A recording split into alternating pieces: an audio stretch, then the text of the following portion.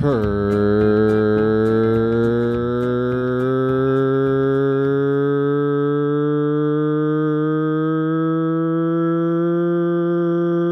that. What's going on, everybody? This is Tim Hurd, and you are listening to Tall Talk, episode 25. Quarter of a century. Say what? It's a pretty big deal. But anyways, how is everybody doing? I am right now at my parents' cottage. Emma and I headed up here yesterday. We drove from London to Orillia on what day was that? Wednesday. And we drove up here yesterday, and we've just been hanging out here ever since. Well, we're getting put to work because my parents are celebrating their big 40th anniversary, wedding anniversary, which is coming up in a couple of days. The big event is on Saturday, live at the cottage. And yeah, we were just helping my dad out yesterday, just getting some things fixed up around the cottage. We put up an eaves trough, and yeah, it wasn't a bad day. It's just been really hot and humid. My God, there's a huge downpour of rain that just happened like 20 minutes ago, and my dad collects water in a big bunch of barrels that goes down the eaves trough, and they were just spraying all over the place. They were just making a big mess, but oh well. It's been so hot and dry this year that my dad's been having an issue getting water because he likes to collect water and then bring it down into a big water tank that he has underground. And it's just been chaos this summer because it's been so hot and dry. And so we've been pumping water from the lake up, and it goes through a filtration system. So don't worry, you're not going to get beaver fever or anything. But yeah, we've just been doing that, but it takes forever with this tiny little Honda that we have pumping from the lake, and we're really high up there. We're probably about, I don't know, we're high. We're the highest cottage on the lake. So it's not bad, but it's just been raining so much that I decided to do this podcast real quick, just down in the basement. And what the fuck's going on? Anyways, I don't know what's happening with the microphone, but it's a little staticky right now. But anyways, I'm going to power through this because I don't really have that much time to stop and record and try to fix it, because things are in motion, and we gotta do a lot more stuff around the cottage to get it ready for about like 60 people that are showing up to this party. But anyways, I got a beer, and I'm gonna crack it open. It's one of my favorite beers. It's definitely in my top 10. I've had it quite a bit, and actually it was discovered by, when my one buddy discovered it for me, by Chris Cause and Effect, by Nickel Brook Brewing Co, Burlington, Ontario. It's 4.7% alcohol. It is a blonde beer. It's so blonde. What? I don't get it. Oh, there's going to be unhappy people about that. It's a tall can. Yeah, and let's just crack it open. 19 IBU. And Nickel Brook is one of my favorite brewing companies. It's like I said, Burlington, Ontario, and I've had all their beers, and they're great. But this is by far one of my favorite beers. I love it, and the can is phenomenal. Anyways, I'm gonna crack this bad boy open.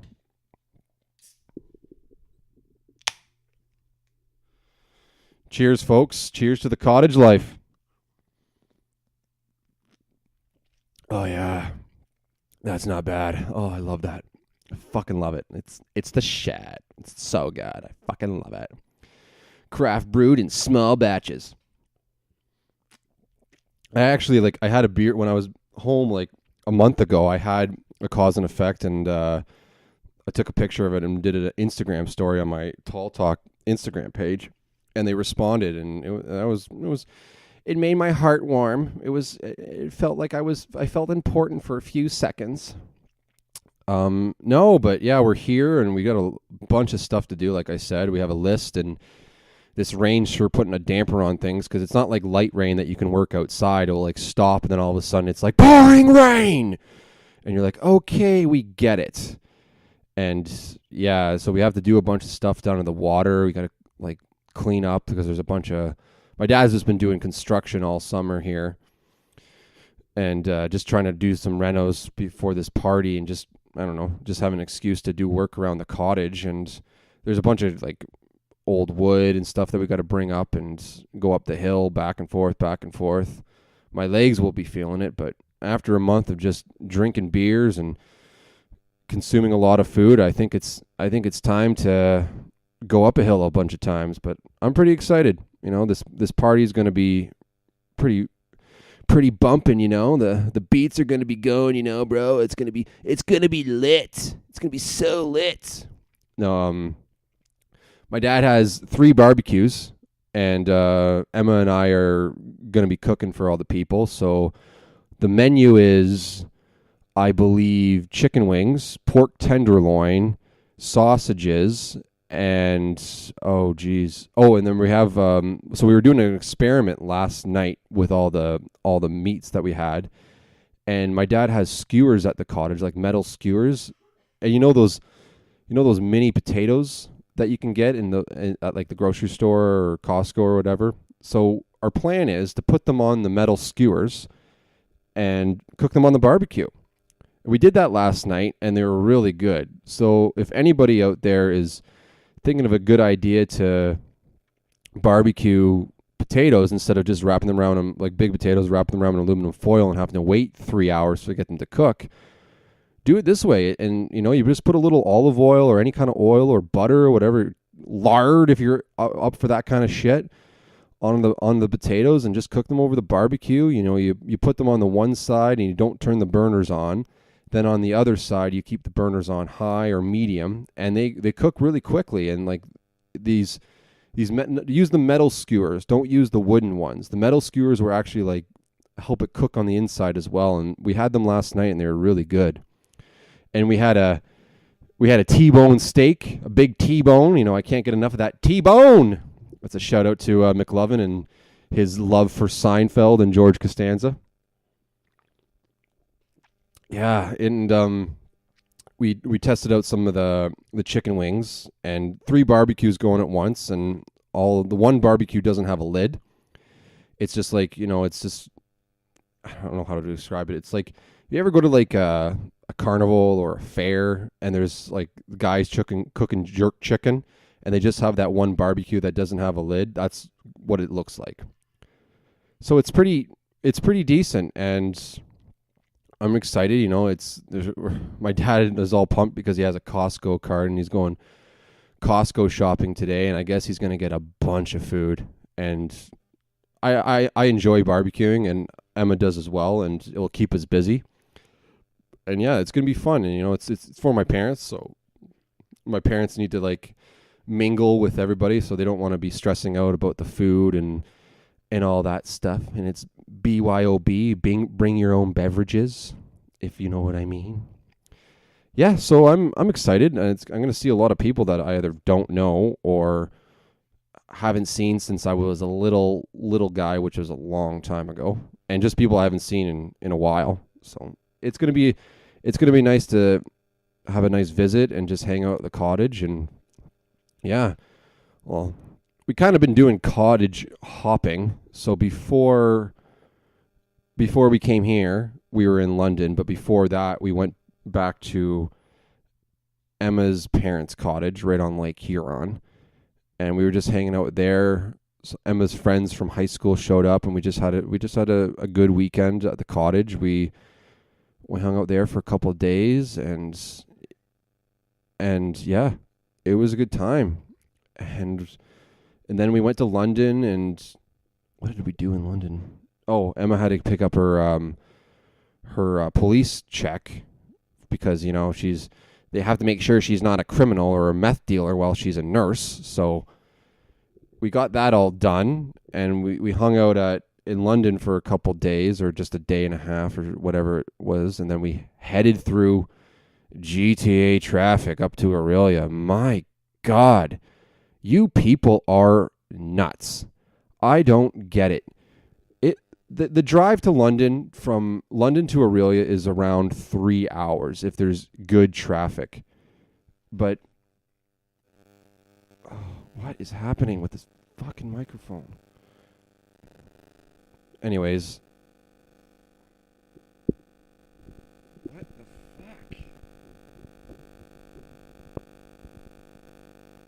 Sorry, folks. I just had to pause it right quick. I don't know what's going on with my microphone. It's just fuzzy and it's driving me nuts. I don't know if you can. We'll find out when the critics when I post it, because I'm not doing another one. This is it. This is all you get. I don't have time to stop and record and everything like I said before. So what I was getting at was GTA traffic is insane. I don't understand why anybody wants to drive that every single day. I don't get it, and it is ridiculous. Like we stopped for a coffee just outside of London, and then maybe like half hour out of London, that's when the traffic started getting heavy and just non-stop from like half hour of London to outside of Vaughan. It's crazy. I don't understand how people can do that every single day. Like, I don't understand. There's just so many cars and trucks on the road. Like, there's a lot of trucks on the road too, which doesn't help with the congestion. Like, holy fuck, like every other vehicle is a massive transport truck. And you're just in traffic nonstop. Like, I don't know if I could ever live in that area. Like, I love Toronto. I love those areas. I like to go visit them, but fuck, you people are nuts. You know, just like bumper to bumper traffic. As soon as you hit Mississauga and then through Toronto, and it's like you try to get over to the 400, you're like, what is going on? I don't know. It's just not for me, I guess. And like driving around London, it's a lot. It's not bad. Like coming from Ottawa traffic is pretty ridiculous because there's so many different rules. It's like, oh, you can't turn right, you can't turn left, and all this. But like, there's only one way street. Oh, this you can't drive down that road. It's only for bikers. And I know I've said this before, but London driving is not bad. And yeah, I'm pretty excited to live there. Haven't really hung out in our apartment quite yet, but it's coming along. We're a little stressed about trying to fill it up with things, but you know, we'll get there, especially when everyone wants to come and visit. But no, yeah. So we drove through the traffic and we got to Orillia, and we decided, because we were so fucking tired of being in a car and sitting down, because that's basically what we've done all month, we decided to go for a long walk around Orillia. So we were at my parents' place in town, and we walked down to the waterfront. And we walked down in the waterfront is right on Lake Couchiching, and we walked around the Port of Orillia and followed the trail for a bit, then walked up and checked out a bunch of shops. And yeah, like surprisingly, Orillia is looking a lot better than it used to be. Like, it used to look rough, in my opinion. Like, downtown, it always just had like dollar store after dollar store after dollar store and like 2 bars, and that's it. But now there's some nice restaurants and coffee shops there, and I was really impressed. Like, I really like how it's coming along, but I'm just worried because it's like any city in the area in cottage country. It's really busy in the summertime because it's right on water, and people drive their massive yachts and boats, park there and stay there for a couple weeks. And it's also on the Port Severn waterway as well. And business is booming in the summertime, but then all of a sudden the winter hits and it's like a ghost town. So I really hope the new stores and shops that I saw stay open and can survive through the winter months. And I also find that the age has changed, that demographic. Like when I guess there's not a lot of young people in Orillia. It just seems like the age has increased, and a lot of people are going there to retire. They either live in the big city like the GTA area, and they move to Orillia, and that's where they want to retire. And it would be a nice place to retire. Like, fuck, there's lots of trails, lots of things to do. There's so many like retirement communities and retirement homes in the area that, like, fuck, you might as well get out of the city and hop down to Orillia. What is this, an advertisement for for retirees or people who want to retire. Yeah, maybe it is. Maybe it is. So yeah, and then we got back home, and my mom just drove back from the cottage that day. This was last Wednesday, and we were just talking to her for a bit, and then Emma and I went up to Zayre's, which is nearby my parents' place, picked up a couple of like pre-marinated chickens, like chicken breasts that you can find, and they were like the Mediterranean chicken breasts, and I tell you, man, like they were good, but they were fucking spicy. I don't know what they put on them, but my word, were they spicy. So yeah, we made a big meal, or like a meal for my mom, and it was just us hanging out. We picked up a couple beers, radlers, and ciders from actually Zayre's, because they do that now, and I completely forgot. And we're walking around Zayre's getting some Tostitos scoops, because those are delicious. And we got some mango salsa, which was actually, I wish I had. There's some upstairs. I might grab some after I'm done this podcast. And yeah, we just had some snacks, and we were picking up some snacks in the snack aisle, and then all of a sudden there's beer. I'm like, all right, grocery stores do this now. I keep on forgetting about this. And there's an LCBO across the street. And I was pretty pumped about that. And you can get, the sign says you're allowed to get alcohol from, I believe, 10 in the morning to 11 p.m. at night. But the problem was, and I've noticed this especially in like getting groceries in Ottawa and other cities, they don't have a fridge section in these where the beer is. The beer is all fucking warm. I've only seen one, and that was at a Sobeys, I believe, in London. But I could be wrong. It might have been somewhere else. But I've only seen it where there's been a fridge section, a cold section for the beer and the ciders and the radlers in one grocery store. But the rest, it's all fucking like hot hops. Like just cooking hot fucking beer. And so, like, yeah, we got some beer from this area, from Zayre's, because it was super convenient, but you have to throw it in the freezer if you want to drink it, because there was no beer at home, because my parents aren't big drinkers. Like, my mom will have like a couple ciders here and there, but that's about it, and like maybe a glass of wine. So yeah, we ended up, Emma and I ended up buying a couple of beers there, and that's where I got this cause and effect that I'm drinking. And it's mostly craft stuff from Ontario, which I believe that's what the old government wanted to do. Like the old Liberal government wanted to do, was to mostly have it local craft beer and craft radlers only and ciders, which is a good thing. You know, keep it local, especially during this massive fucking trade war that we're going through. Especially when Trump says things like, oh, the reason why there's California fires is because the exports of California lumber to Canada. Yeah, that's why there's more fires. I'm not going to go down that rabbit hole, but that's bullshit.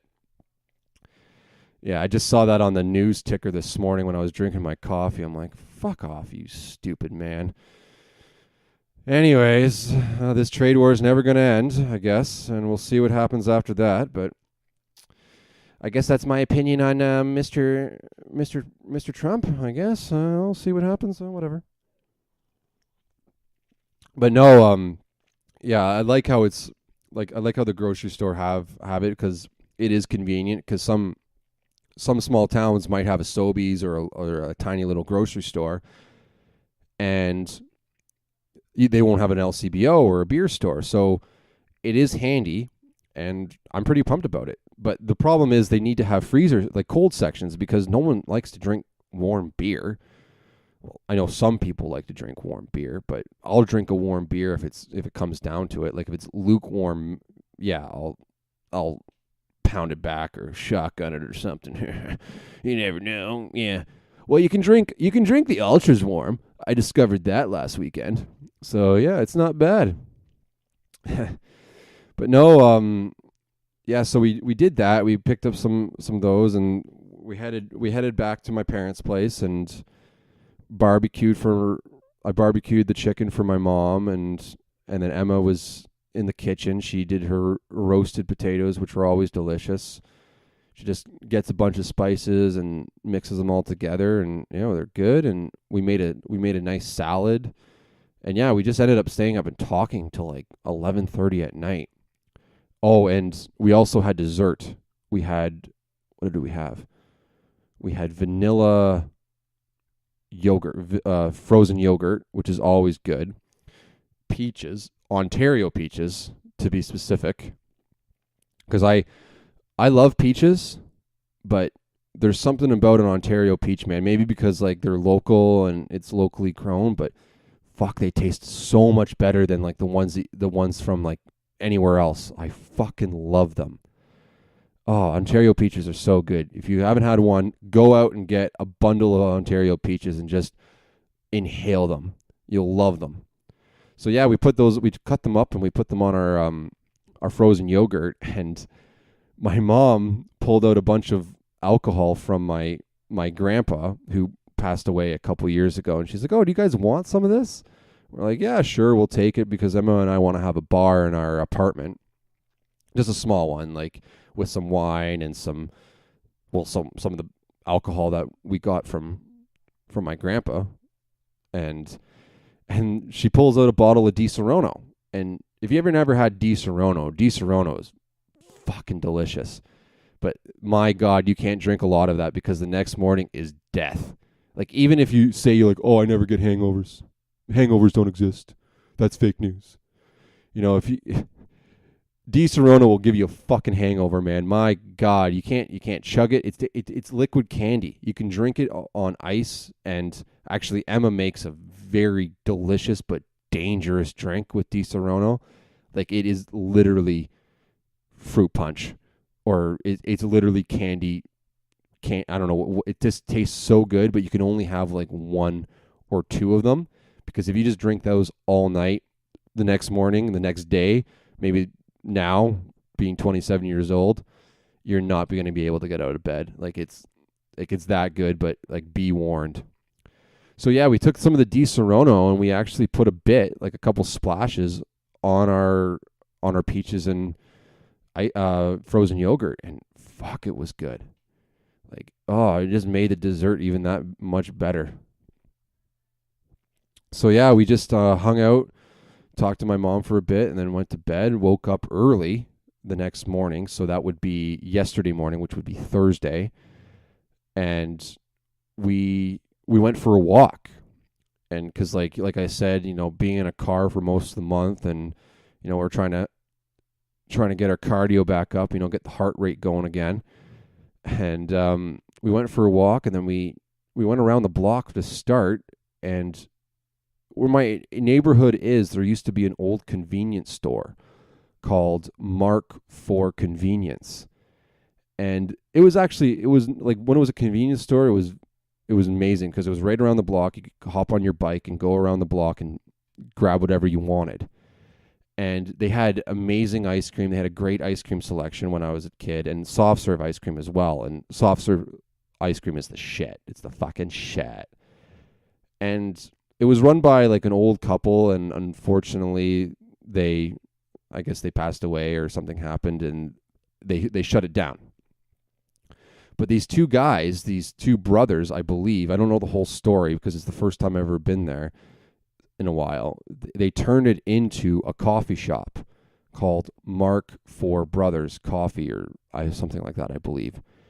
And they completely renovated it, and there's a nice little patio with like one of those garage doors that has the glass. Like some bars will have those patio garage doors that have just glass or like plastic windows that go all the way up. And oh man, it was so cool. Like, you go inside, it's all like nice, like timbers and wood, and everything's varnished. And it was just your coffee shop. They had like nice sandwiches, like turkey sandwiches, ham sandwiches, and all on croissants and stuff. And they had like, their pastries and muffins and cookies, and good coffee too. I got a double shot Americano to get my day going. Emma got a cappuccino. And yeah, we just walked around, and they just had like cool, it looked like, it kind of had like a cottage feel to it. And yeah, man. And the funny thing was that one of the interesting things about that place was their stir sticks were pieces of pasta, like not like boiled pasta, like rock hard pasta. And yeah, we just hung out there for a couple minutes, and then we headed to the waterfront. So we were gonna go for a walk, and we were walking for a bit, and we're just chit chatting away, and it was super hot too. It was fucking humid again, and I've needed a haircut for the past like 2 or 3 weeks. It's just out of control. I looked like a dirty mop. Ugh, like it just looked so greasy. And we walked by this little old barber shop, like one of those classic barber shops that don't have like they don't have debit or credit. It's all cash, just like throw me a 20 and that's good. Just throw me a 20, I'll cut your hair, boom, get out, done. Walk in, there's nobody there. I'm like, okay, maybe they're not open yet. And this old lady comes out and she's like, hey, how's it going? I'm like, oh, not bad. And she's like, do you have an appointment? I'm like, no, I'm just walking in. I don't live in Orillia anymore. I used to. This is where I grew up, but like I just need a haircut. She's like, oh, I'll cut your hair, no problem. No big deal. She's like, men aren't that organized, and I have a lot of walk-ins, but we tell you appointment only, but men are men. I'm like, yeah, that's true. Yeah, but I need my haircut. And we're chit-chatting away with her, and Emma's just waiting, and she cuts my hair, and she did a decent job, and she's telling me that she's been cutting hair at the same barbershop for 40 years. 40 years, and she was telling me, I'm like, wow, that's crazy. And she did a good job, super friendly, and like she has a massive client base. Like the phone was all going off the hook. It was a nice little barber shop, and if you're ever in town, it's just called Men's Hairstyle Barber or Men's Barber Shop. It's right across from the Orillia Library and the Orillia Opera House. And there's only like three barbers or hairdressers in there, and it's just like go in, get your haircut, get out. And it was just one price, $18 for a haircut and $3 for a shave. Boom, that's it. And they had those old school cash registers, and it was pretty neat. And no debit or credit, and just all cash. So I got my haircut, and then we started heading down the main strip of Orillia, which is, it's so tight, bro. So tight. And things were starting to open up, and we're looking at people like washing the windows, like sweeping the streets, like watering the plants and whatnot. And we headed down to the waterfront again, and we did a longer walk this time. We went to Cooching Beach, and we saw the lifeguards. I don't know what they were doing. They were supposed to be doing their morning training, but it just looked like they were just goofing off. I saw one of the lifeguards just run right off the dock and do a cannonball.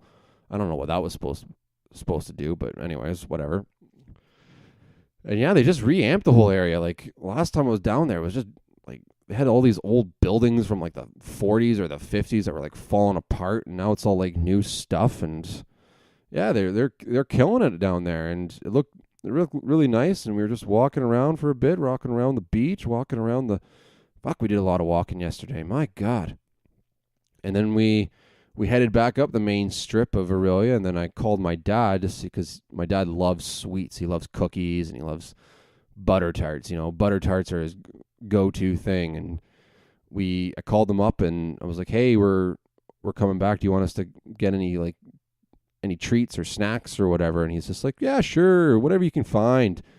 And we're walking back up, and Emma was just like, I need to get my bangs trimmed. So she walked into this hair salon and got that done real quick. And then across the street is a famous place in Orillia called Mariposa Market. And if you're ever in Orillia, you got to go there. Mariposa Market is fucking great. Like they have anything you could possibly imagine for when it comes to sweets. And there's a place called Apple Annie's, which is right under. It used to be underneath it in the basement, but I think they have their own store as well, an own cafe, and they have like fudge and brownies and all that kind of stuff. And oh man, like if you want to have things that are made with fucking sugar, go into Mariposa Market. But yeah, we went in there and I picked up my dad some score tarts, and some cheese tea biscuits. And man, were they ever good. And we headed back to my parents' place. We cooked them breakfast. Well, no, sorry, Emma cooked them breakfast. I helped my dad bring a fridge into his truck so he could head it back to the cottage. Oh, we've been busy. But I tell you, we did that, had a good breakfast, and then Emma and I did a bunch of running around before we headed to the cottage. And holy fuck, you should have saw the debacle I had with trying to do an e-transfer for TD. They had my old phone, and I've switched my numbers. Like any of my buddies and all my friends will tell you, it's been fucking an absolute train wreck for the past 3 months because I've changed my phone number like 3 or 4 times. They're just like, I have like 7 numbers for you, Tim. Like, pick one. I did. I finally did. And but no, and I didn't update it in my bank, so I couldn't do the e-transfer. And I was getting real frustrated. It's like, this is bullshit. Should work. I've been a TD faithful since like 1993. Blah, blah, blah. This is bullshit. Fucking whatever. And I'm just freaking out. And then Emma's just like, calm the fuck down. Like, stop being a little bitch and let's just go to TD and figure this out. So we go to TD and the guy was really helpful. Got the e-transfer done. I was like, okay, let's head to the cottage. And then I realized I don't have any fucking socks. You know, like I brought 1 pair of socks and they're already dirty.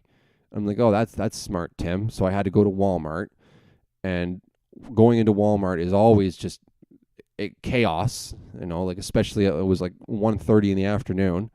I'm walking around Walmart trying to find socks that fit me because I got size 15 feet. I got these bloody fucking flippers, and I can never find shoes or socks.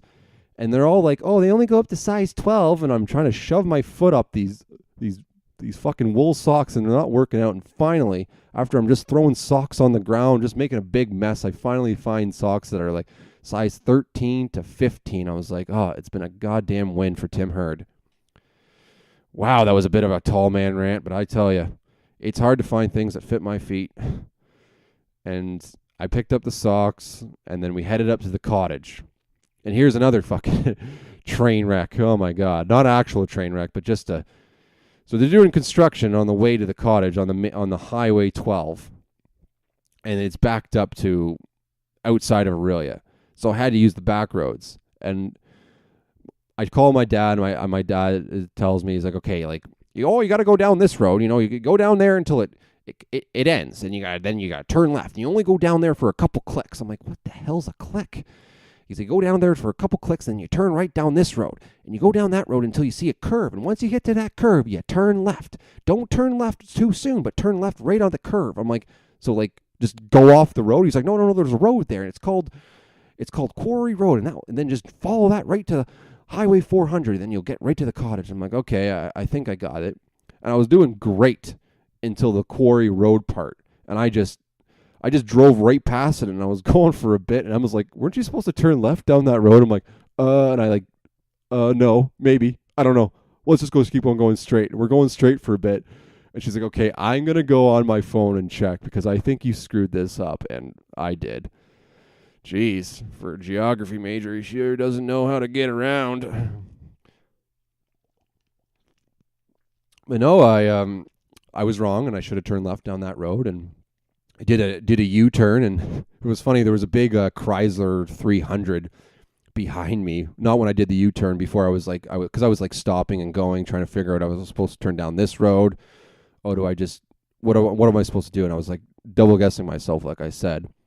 And this guy just speeds up, and he rolls down the window and just flashes me the fucking finger, and he's just like, oh, I was like, yeah, I deserve that. That's on me. Oh, well, it happens to the best of us, I guess. So I had to pull a U-turn right on this road and headed back the way I came and found Quarry Road and then went down that. And I'm going down Quarry Road, and then I see the highway, and I see another road. I'm like, oh, I'll just turn right down that. And I was like, no, follow the road until the highway. There's a sign right there. I was like, all right. And then I did another U-turn and went back on Quarry Road and finally got on the fucking highway. Oh my God. What a debacle that was. But we made it. We made it here, and and just been doing some work ever since. And so we get here, and like I said, we helped my dad put up an eaves trough, and he's just like, oh, we're just gonna Mickey Mouse something right here, oh, we just gotta get some of these parts. Oh, he has the saws all out, he has the quick cut, he has a bunch of equipment out just for this little tiny eaves trough that's made out of plastic. He's like, oh, we don't need a measuring tape. Oh, we'll just line it up by eye, and just like, oh, I've been doing this for years. This is nothing. You should see some of the eaves troughs I made. He's just going. I'm like, okay, I got you, Dad. And we put up this eaves trough, and he's like, okay, now we got to put it in the bucket. So because this eaves trough is supposed to collect water, and there's this big blue bucket which is supposed to help for like an outside sink, just in case like you're playing, like, because there's gonna be kids at this anniversary party, and there's a big sand pit for like little like sandbox, and the kids might get dirty, or like anybody might get dirty, and there's an outhouse there, so just to help clean your hands off, and there'll be like towels there and stuff. And so we just played around with that. We finally figured out after a couple fucks and a couple, this fucking thing, and this a couple buggering around, and we figured that out, and yeah, we've just been putting around the cottage ever since. But yeah, I've been happy with it. And then tomorrow's the main event. I'm hoping it doesn't rain. There's a 40% chance of rain. If I'm looking out the window, it's still overcast, and I'm just down in the basement, hanging out in the basement. And yeah, oh my God, I'm looking around the basement yesterday, and my parents still have a VHS thing. Like they have what is it called? A VCR. A VCR. The VHS is the actual movie. And my parents have a VCR, which is so rare, but still works apparently. And all my childhood movies are here. Like I found D2, Mighty Ducks 2. I might watch that. I might watch that tonight. You never know. My niece and nephew are going to be here, and I don't think they've ever seen it before. So, fuck it. And then like Emma's looking around some of the VHSs, and she's like, "Is that Wild America?" And if you don't know, Wild America had Jonathan Taylor Thomas, and every girl in the '90s, every teenager, preteen girl was like, "Oh my God, Jonathan Taylor Thomas is so amazing. He's the best part of Home Improvement, like by far." And so she's really excited about Wild America. And so we might watch that, even though I've seen it a bunch of times.